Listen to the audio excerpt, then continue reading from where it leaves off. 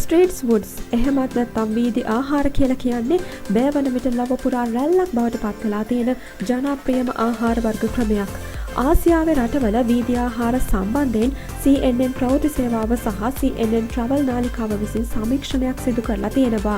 ඒ සඳහා ආසියාවේ වීදි ආහාර ලෙස යොදා ගන්නා ආහාර වර්ග 50ක් පමණ යොදාගෙන තියෙනවා.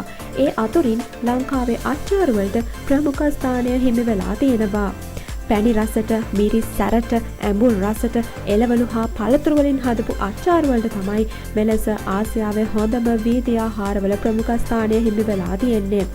දේශීය කුළුබඩු වලින් සාදාගත් තුන පහ මිරිස්, කහ, සීනි, ලුණු ආදිය පදමට දාලා හදපු වෙරළු, අන්නාසි, අඹ, දිමුල්, ඇඹරැල්ල achcharu ගැන මෙහිදී විශේෂයෙන්ම සඳහන් කරලා තිබුණා.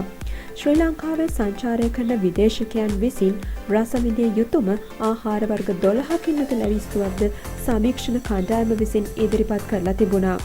එහිදී මාළු ඇඹුල් තියල්, පොලොස්, වම්බටු මෝජු, කොත්තු, ආප්ප සහ කිරිබත් සමග ලුණු මිරිසුත් ඇතුළත් වෙලා තිබුණා. මෙහිදී ආසියාවේ හොඳම වීදි ආහාරවල දෙවන ස්ථානය මැලේසියාවට ආවේනික සියඹලා සහ මාළු යොදාගෙන සාදන සූප් වර්ගයක් වන assam laksa වලටත් තෙවන ස්ථානය වියට්නාමයේ බanh වලටත් වන ලෙස සමීක්ෂණ කණ්ඩායම විසින් තෝරාගෙන තිබුණා.